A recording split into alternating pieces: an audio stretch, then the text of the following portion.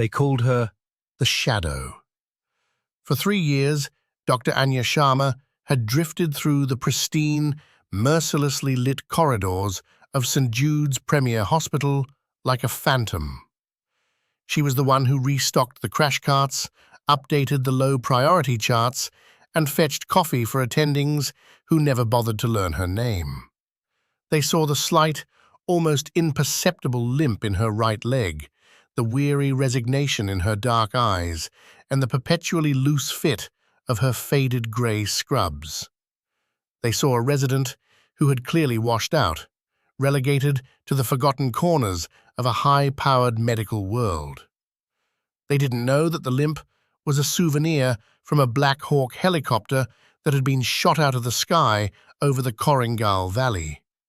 They didn't know that her hands, the ones they saw methodically wiping down counters, had performed surgical miracles in the suffocating dust of a field hospital with nothing but a headlamp and a prayer. They didn't expect the storm that was coming, a storm of rain and steel that would bring a living legend to their doors. They didn't expect the Shadow to step into the light. Anya Sharma wasn't a failure. Anya Sharma was a weapon, held in reserve. And the Chief of Medicine, Dr. Alistair Finch, a man who built his kingdom on arrogance and cruelty, was about to pull the pin. The air in St. Jude's was a carefully curated cocktail of wealth and sterility. It smelled of money, antiseptic, and the faint, cloying scent of lilies from the grand arrangement in the lobby, a weekly gift from a grateful billionaire's widow.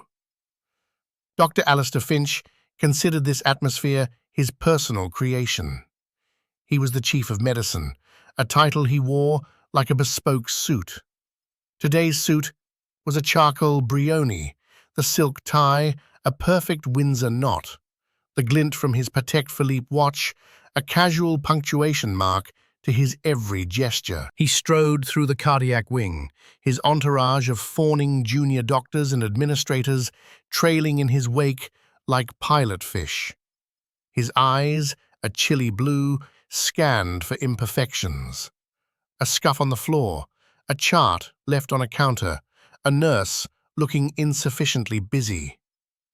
His gaze landed on Dr. Sharma as she was quietly checking the defibrillator pads on a crash cart. Her back was to him, her focus absolute. She didn't notice his approach. That in itself was an offense. "Dr. Sharma," he barked. The sound was sharp, designed to make people jump. Anya straightened slowly, turning to face him.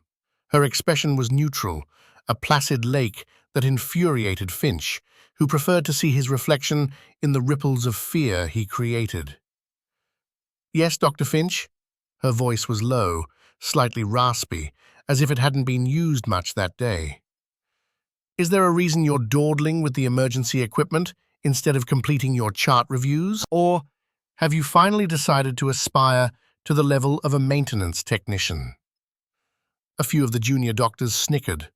Anya's eyes didn't waver. "Routine systems check, sir, as per the weekly protocol. I find it's better to confirm the equipment is functional before you actually need it." The logic was irrefutable, but her calm delivery felt like a challenge to Finch. He stepped closer, invading her personal space.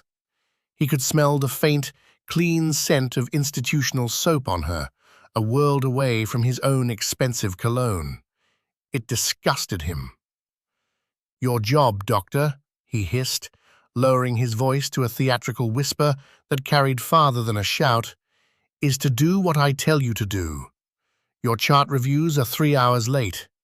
In that time, a patient's condition could change, an allergy could be missed, a lawsuit could be filed.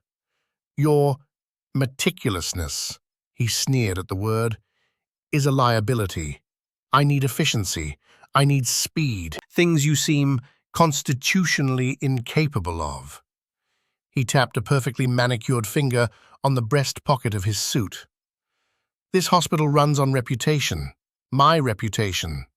And you, with your shuffling and your mumbling, are a smudge on that reputation.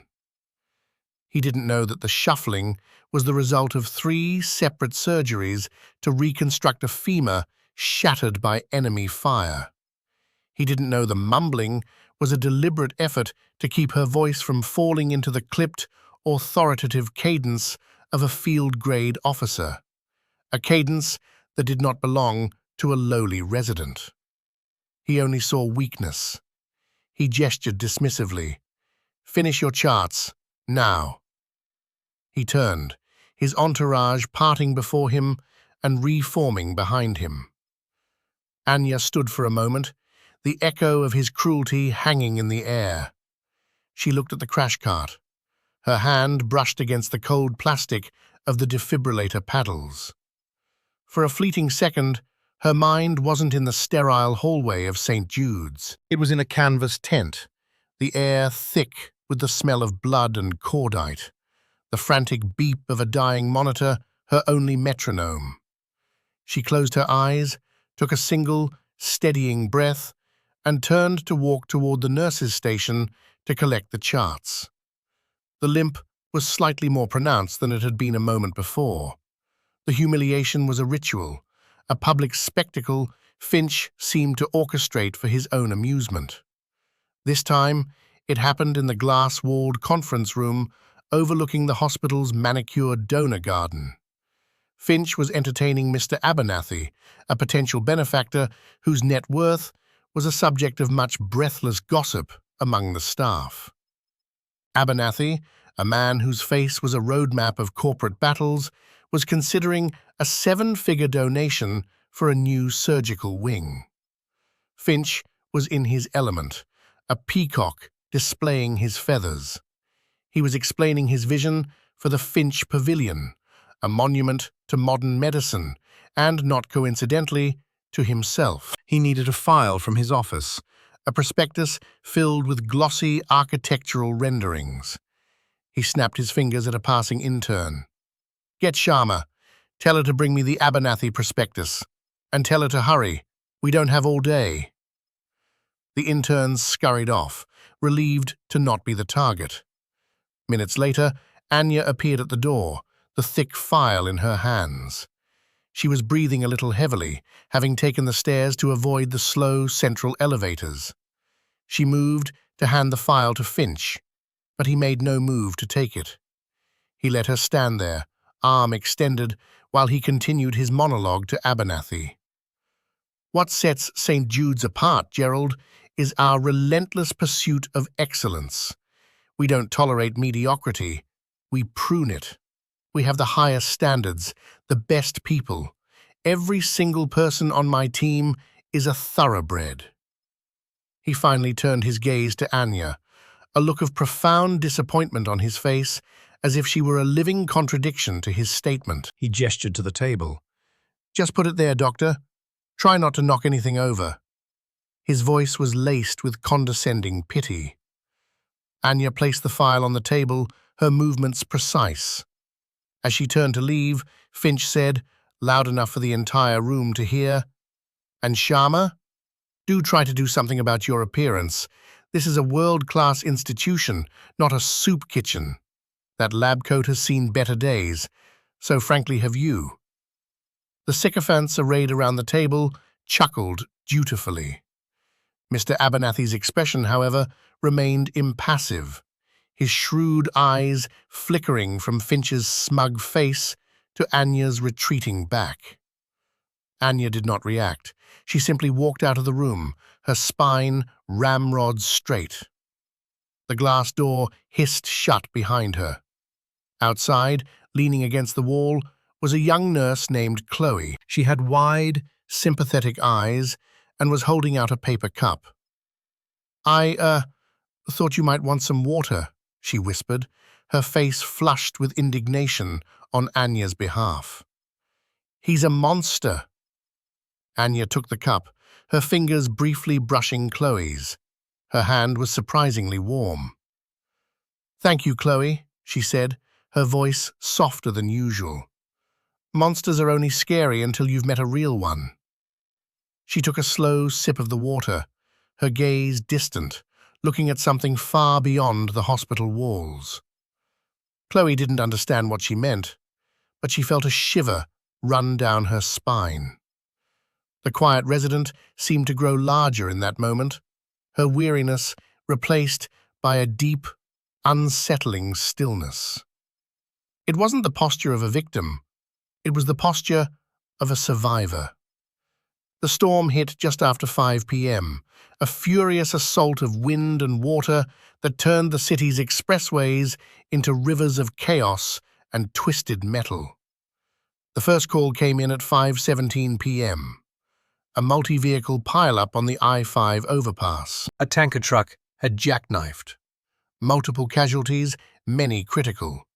The ER at St. Jude's, usually a place of controlled urgency, devolved into a maelstrom. The wail of sirens was a constant, overlapping shriek. Gurneys clattered through the automatic doors, each bearing a new tableau of human suffering. The air grew thick with the metallic tang of blood and the sharp scent of ozone from the overworked defibrillators. Every doctor, nurse, and technician was moving at a dead sprint. In the center of it all, directing traffic with the frantic energy of a drowning man, was Dr. Finch. An emergency of this scale was a major media event, and he had rushed down from his penthouse office, swapping his Brioni jacket for a crisp, new lab coat that he'd yet to earn a single stain on. He was shouting orders, But his commands were a mess of contradictions. "Get me a CBC on the burn victim. No, wait, he needs a chest tube. Someone page plastics. Where is my head of trauma?" His panic was a contagion, spreading through the already stressed staff. At 5:48 p.m., the doors hissed open to reveal the paramedics from Ambulance 7.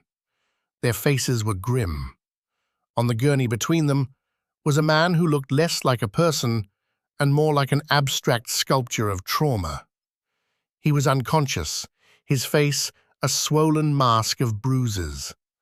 A makeshift pressure bandage was soaked through on his thigh, and his chest rose and fell in shallow, ragged gasps. A piece of jagged metal, a shard from a vehicle's chassis, was embedded deep in his left abdomen, just below the ribcage. John Doe, approximately 50 years old, the lead paramedic recited, his voice strained. Driver of the lead car, impaled, massive internal bleeding, GCS of 5. BP is 60 over palp, heart rate 140 and thready. We've pushed 4 units of O-neg, But we're losing him. Finch swaggered over, a look of grim importance on his face. This was the one. The critical patient whose survival would be the headline. "Get him into Trauma Bay 1. I want a full trauma panel, X-ray, get an OR prepped. Page Dr. Evans in surgery, tell him I need him now," he commanded.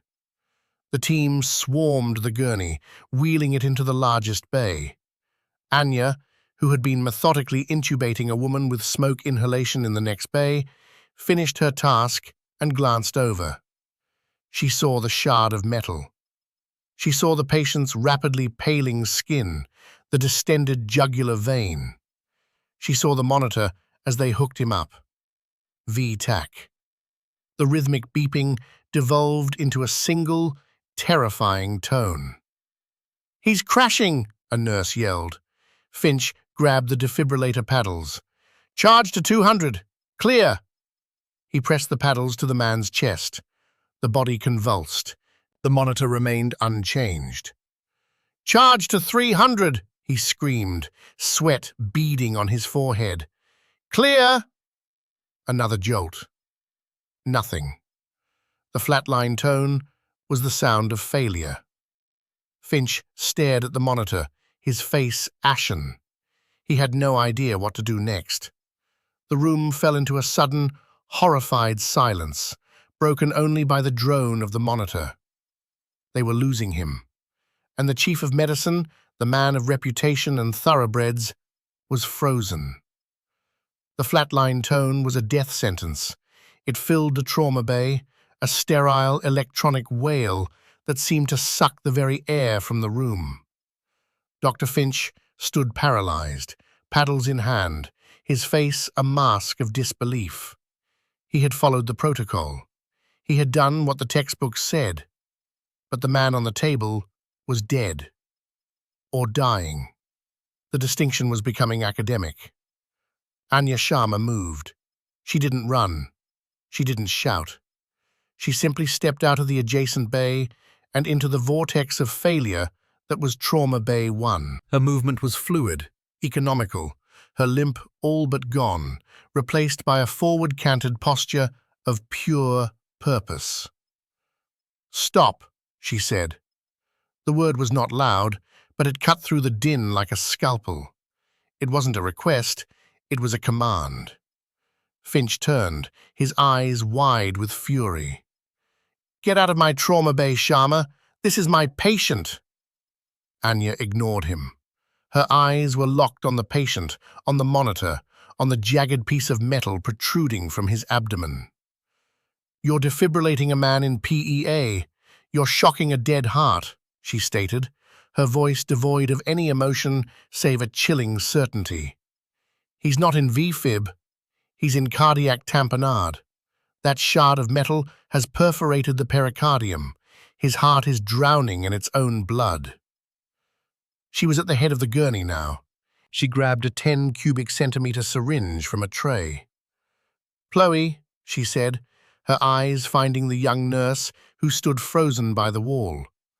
"I need a large-bore spinal needle, a 50 cubic centimeter syringe, and a 3-way stopcock. Now."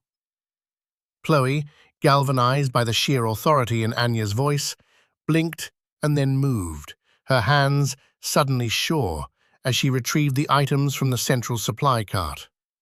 Finch finally found his voice. "What in God's name do you think you're doing? That's a blind procedure. You'll puncture his heart. I am the chief of medicine here, and I forbid you." Anya didn't even look at him. She took the spinal needle from Chloe. "His heart is already being crushed. He has less than 60 seconds of viable brain function left," she said, her voice dropping into a low, rhythmic cadence, almost a whisper. "I'm not going to puncture his heart. I'm going to drain the pericardial sac. It's a pericardiocentesis, a military field technique for penetrating chest trauma." She tilted the head of the gurney up slightly, her fingers finding the xiphoid process with an unnerving speed. She didn't palpate. She knew exactly where it was. She attached the spinal needle to the syringe. "Someone get me an ultrasound if you have time," she added, almost as an afterthought. "But I'm not waiting for it." She looked at the patient's face, her expression softening for a fraction of a second. "Hang on, soldier," she murmured. Then she plunged the needle into the man's chest. The room went dead silent. The only sound was the soft click of the syringe as she began to draw back the plunger. For a second, nothing happened. Then, the barrel of the syringe began to fill with dark, non-clotting blood. 1 cubic centimeter, 5, 10, 20. On the monitor, a single, miraculous blip appeared. Then another, a slow, weak sinus rhythm. A heartbeat. The flatline tone was gone. The crowd of doctors and nurses around the gurney let out a collective gasp. It was a sound of pure, unadulterated awe. Anya didn't stop. She expertly manipulated the stopcock, expelling the blood into a kidney basin and reinserting to draw more. 50 cc's, 100, 200. With each measure of blood she removed, the rhythm on the monitor grew stronger, the blood pressure numbers beginning to climb from nothing. The man on the table took a shuddering, independent breath. Anya looked up from her work, her eyes finally landing on the ashen-faced Dr. Finch. "He's stable for now," she said, her voice flat. "But that shard has likely lacerated the descending aorta. He needs a vascular clamp, and a full X-lap in a hybrid OR. Page Dr. Kenji Tanaka. He's the best vascular surgeon you have. Tell him it's a code Valkyrie. No one knew what code Valkyrie meant, but they knew they had just witnessed a resurrection. Dr. Alastair Finch's face cycled through a spectrum of colors, from the waxy pale of shock to the mottled crimson of pure rage. The awe that filled the room was poison to him. He saw the looks on the faces of his subordinates, the nurses, even the security guards by the door. It was a look he reserved for himself, reverence. And it was directed at the shadow, at the shuffling, mumbling washout he had been tormenting for years. His authority, the very foundation of his identity, had been vaporized in the space of 90 seconds. He had to reclaim it. "Security!" he roared, his voice cracking. Two burly guards, who had been watching the scene with wide eyes, straightened up. "Remove this resident from my ER. She has performed an unauthorized, reckless procedure. She is a danger to the patient." The guards hesitated, looking from Finch's apoplectic face to Anya's terrifying calm. She hadn't moved. She was still holding the now drained syringe, her other hand resting lightly on the patient's shoulder, as if steadying him. "Sir," one of the guards began, "the man's heart is beating." "I gave you an order," Finch shrieked, his composure completely shattered. He strode forward and made to grab Anya's arm. "You're finished, Sharma. You will not touch another patient in my hospital."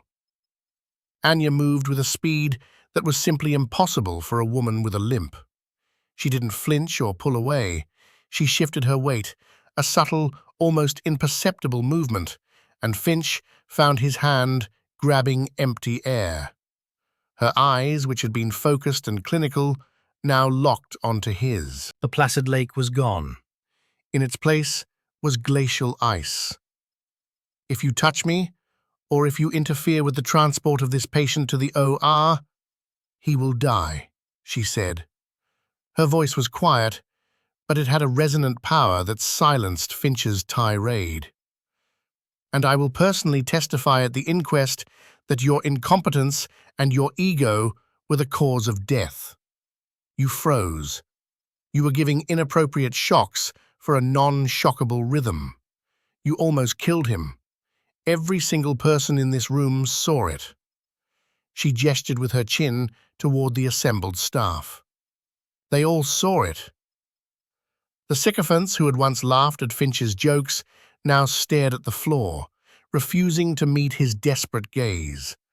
The social contract of his power had been broken.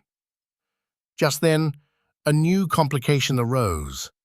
The patient, though his heart was beating, let out a low groan, and his body began to convulse. A seizure. "Damn it," Anya breathed. "The prolonged hypoxia. He's thrown a clot, or he's having an intracranial bleed."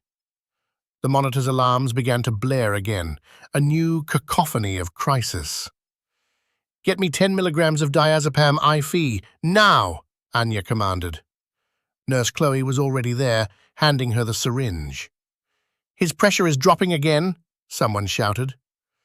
"The shard must have shifted," Anya analyzed instantly.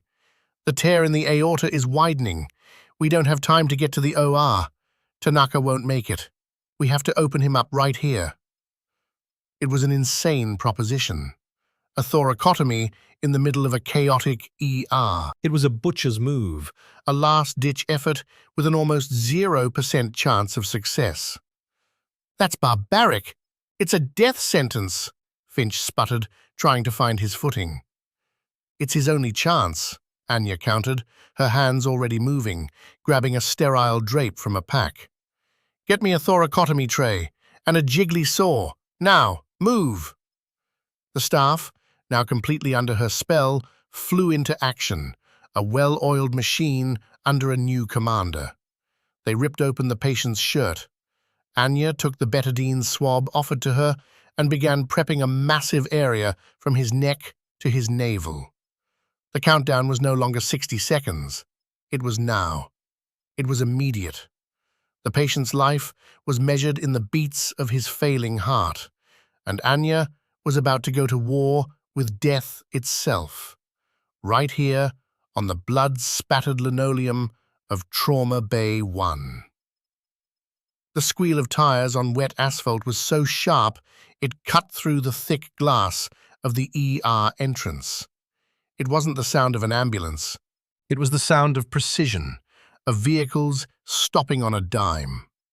3 black Chevrolet Suburbans, immaculate and imposing, formed a perfect, menacing line at the curb. Doors opened in unison, and from them emerged not paramedics, but men in the severe, dark blue dress uniforms of the United States Army. They moved with a disciplined urgency that made the hospital's frantic chaos look like amateur theatrics.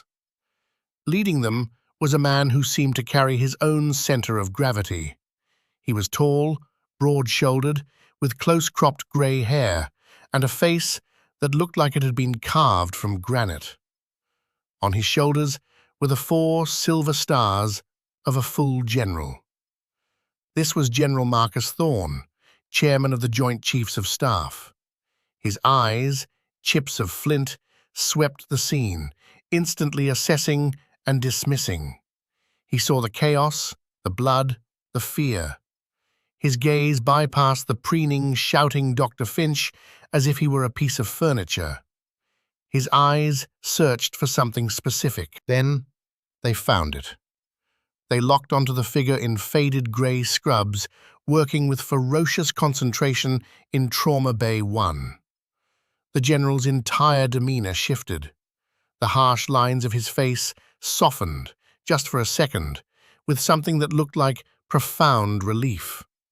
He started moving, his entourage parting the sea of hospital staff before him. Finch, seeing the arrival of men with stars on their shoulders, saw an opportunity. This was authority he understood. He puffed out his chest and stepped forward to intercept the general. "General, I am Dr. Alistair Finch, Chief of Medicine," he announced, extending a hand. "I can assure you we have the situation under control." General Thorne did not slow down. He did not shake Finch's hand. He walked past him as if he were not there, his eyes fixed on Anya. He stopped just at the edge of the controlled, sterile field Anya's team had created. He saw the open thoracotomy tray, the rib spreaders, the terrifyingly focused look on her face. He saw the patient on the table, and a flicker of recognition, then pain, crossed his face. The room had fallen into a hush at the arrival of the military contingent. The only sounds were the beeping of the monitor and Anya's low-clipped commands. "Suction! More suction here! I need to visualize the tear. Clamp!" General Thorne waited for a pause in her work. Then he spoke. His voice was a low, gravelly rumble, a sound of pure command that vibrated in the chest. "Colonel Sharma," he said. The 2 words dropped into the silent room like a depth charge. Colonel Sharma. The staff looked from the 4-star general to the quiet resident. They looked at her faded scrubs, her weary eyes, her limp. It didn't compute. The words were nonsensical. Finch's head snapped around. He stared at Anya, a look of utter, baffled fury on his face. "Colonel? What is this nonsense? Her name is Dr. Anya Sharma. She's a resident. A resident." The general finally turned his gaze on Finch. It was not a pleasant gaze. It was the look a predator gives something it has just decided to kill. "Her name," the general said, his voice dropping even lower, becoming even more dangerous, "is Colonel Anya Sharma, United States Army Medical Corps, former Chief of Surgical Operations for the Joint Special Operations Command, the single most decorated combat surgeon of the last 50 years. He took a step toward Finch, who involuntarily took a step back. The limp you and your staff find so amusing was earned when she dragged 3 wounded Rangers to safety after her helicopter was shot down. The shabby appearance you mock is because she has spent the last 3 years in a low-profile position at this hospital as a favor to me, monitoring the long-term recovery of a protected asset. He gestured with his head toward the patient on the table. That John Doe is Command Sergeant Major David Kane, a Medal of Honor recipient and a national hero. And Colonel Sharma is the only surgeon on this continent who has successfully performed the aortic transplant procedure he is about to require. The general's eyes narrowed. You asked her who she thought she was. I believe the more pressing question, Doctor, is who in the hell do you think you are? The silence in the emergency room was absolute. It was a deafening, suffocating void, where the only truth was the general's voice. Every eye was locked on Anya, this woman they thought they knew, this shadow, who was now illuminated in a terrifying, brilliant light. Colonel, Chief of Surgical Operations, most decorated combat surgeon. The words echoed in the cavernous space, dismantling 3 years of assumptions, of whispers, of casual cruelty. Dr. Finch's handsome face had collapsed. The arrogance had evaporated, leaving behind the slack-jawed, pallid look of a man who has just watched his entire world burn to the ground. He opened his mouth. But no sound came out. A dry, pathetic clicking noise was all he could manage. He looked at Anya, truly looked at her for the first time. He didn't see a washed-out resident. He saw the steel in her spine. He saw the command in her eyes.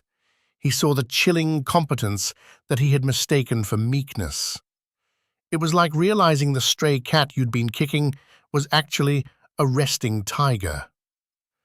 General Thorne turned his back on Finch, a gesture of ultimate dismissal. He addressed Anya again, his tone shifting from icy fury to one of deep, professional respect. Colonel, report. Is he salvageable? Anya didn't look up from her work. Her hands were a blur inside the patient's chest cavity. The pericardial tamponade is resolved, General, but the shard of metal has created a 3-centimeter transverse tear in the descending thoracic aorta. He's bleeding out into his chest cavity. I've got temporary control with a Satinsky clamp, but it won't hold. He needs a full graft replacement. Can you do it? Thorne asked. Here? Not here, Anya replied, her voice clipped and precise. This equipment is a joke. The lighting is inadequate. I need a hybrid OR with a C-arm fluoroscope, a full vascular tray, and a 2.0 Gore-Tex prosthetic graft. And I need Dr. Tanaka. His hands are steady, and he'll do exactly what I tell him to do. She finally looked up, her gaze meeting the general's. But I can keep him alive until we get there. I've done more with less. The authority in her voice was undeniable. It was the voice of a commander on the battlefield. Mr. Abernathy, the wealthy benefactor who had followed the commotion down to the ER, stepped forward.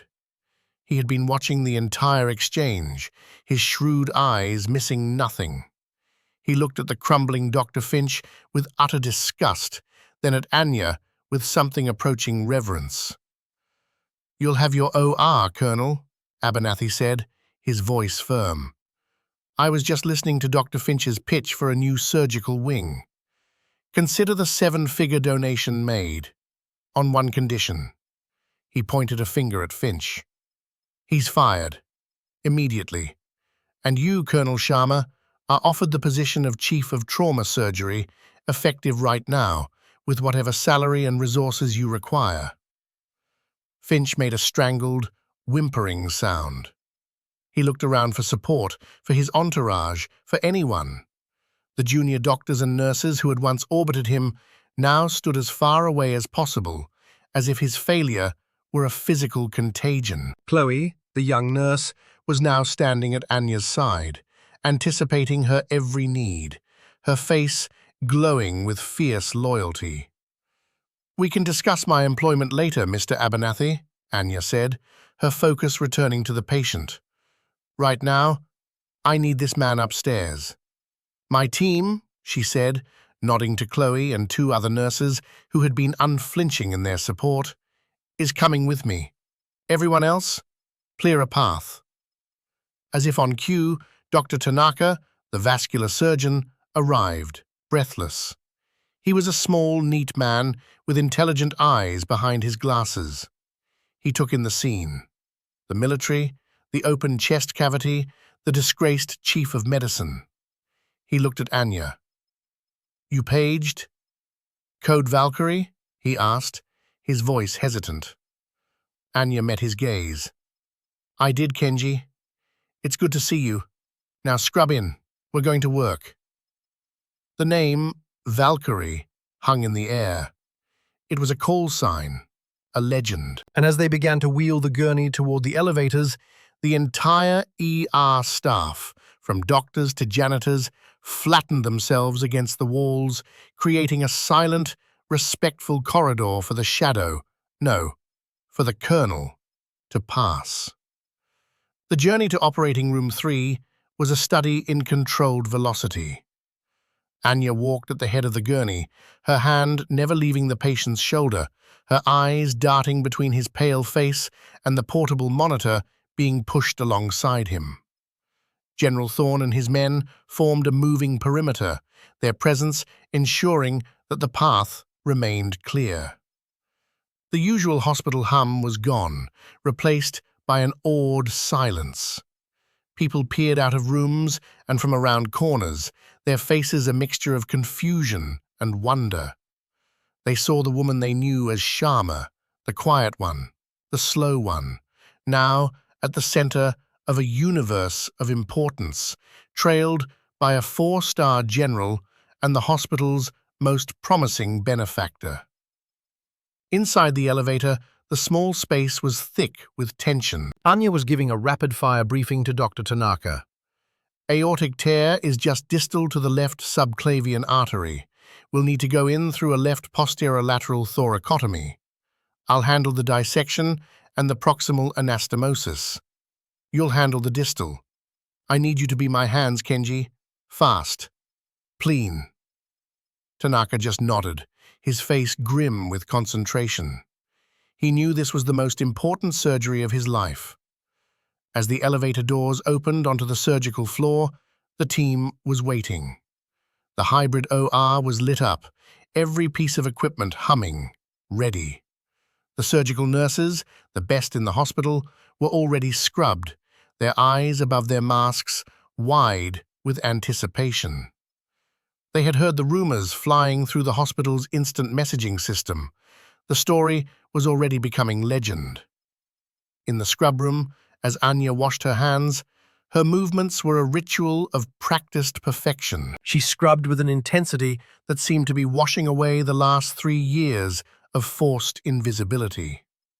General Thorne stood on the other side of the glass, watching her. "Valkyrie," he said, his voice low, speaking into the intercom.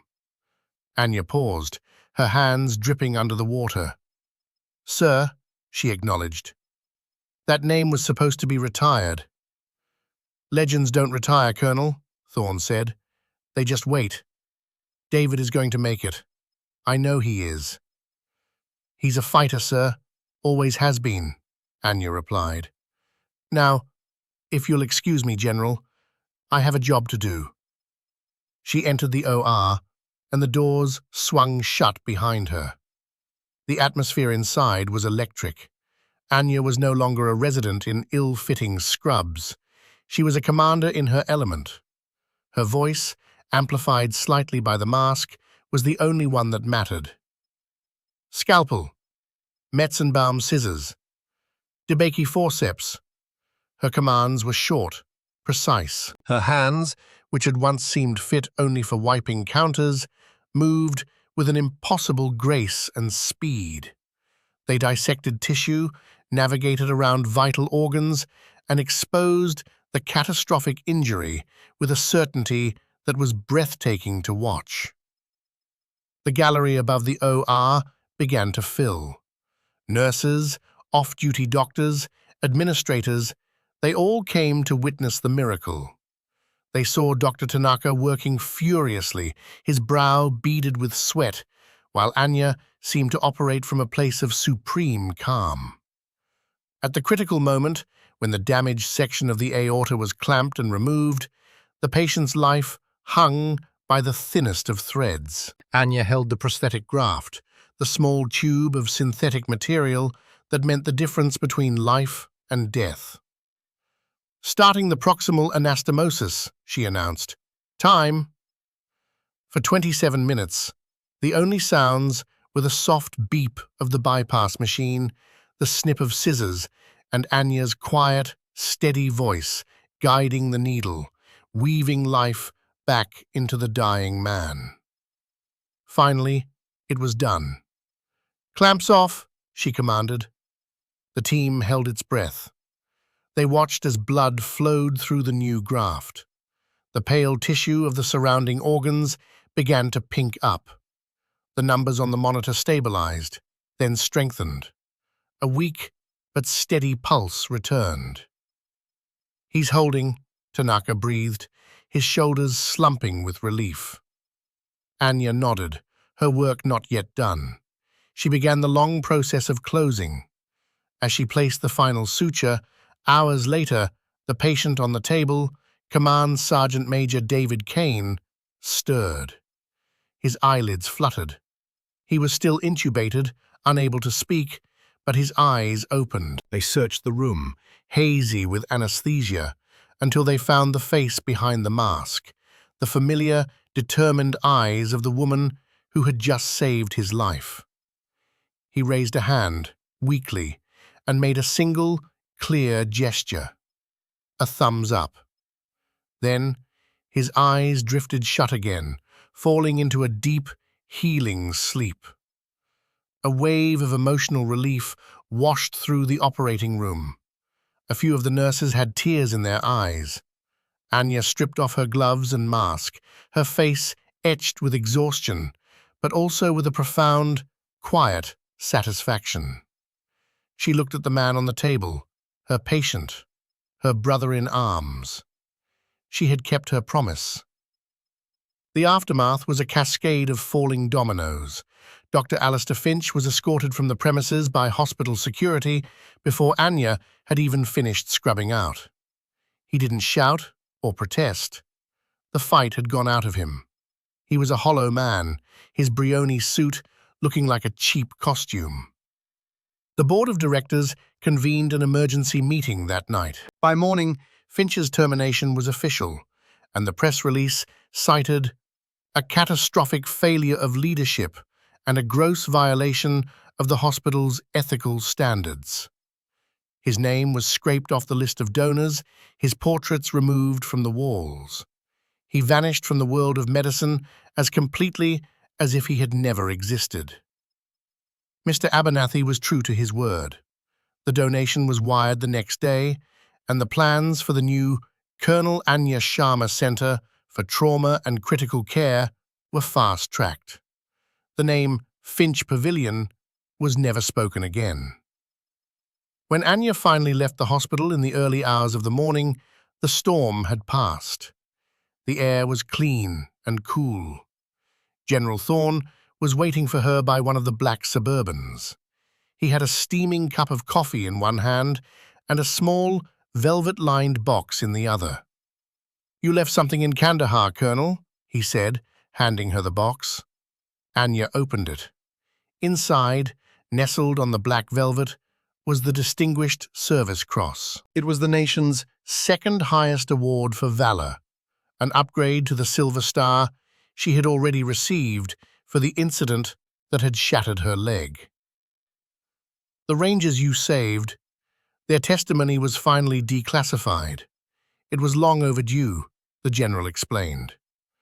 Anya looked at the medal, then at the general. For the first time, A genuine smile touched her lips.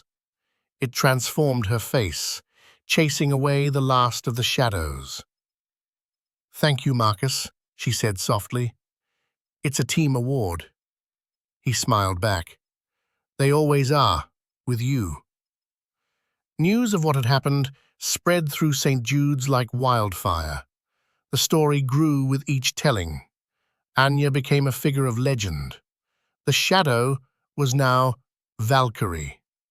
The staff who had once mocked her now spoke her name in hushed, reverent tones.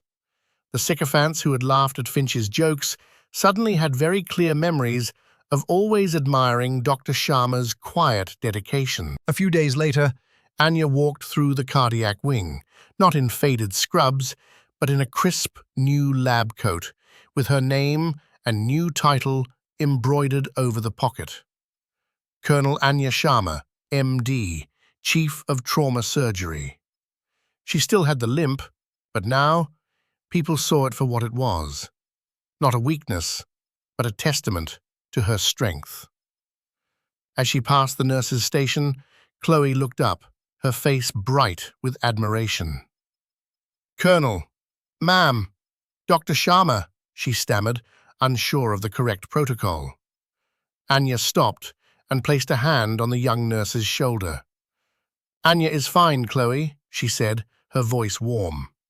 "You were good in there. You kept your head when everyone else was losing theirs. You have good instincts. I could use a nurse like you on my new team." Chloe's eyes filled with tears of gratitude. "Yes, ma'am. Anya, thank you." In that moment, the cycle of cruelty was broken and replaced by a cycle of mentorship and respect. The final piece of validation came a week later. Command Sergeant Major David Kane was awake and recovering in the ICU. Anya was in his room, checking his chart when he spoke, his voice hoarse but strong. "Heard they gave you the cross," he said. Anya looked up. "News travels fast." "Not fast enough," Kane replied. He pointed a finger at her. "You saved my life, Valkyrie, again. But that's not what I'm talking about."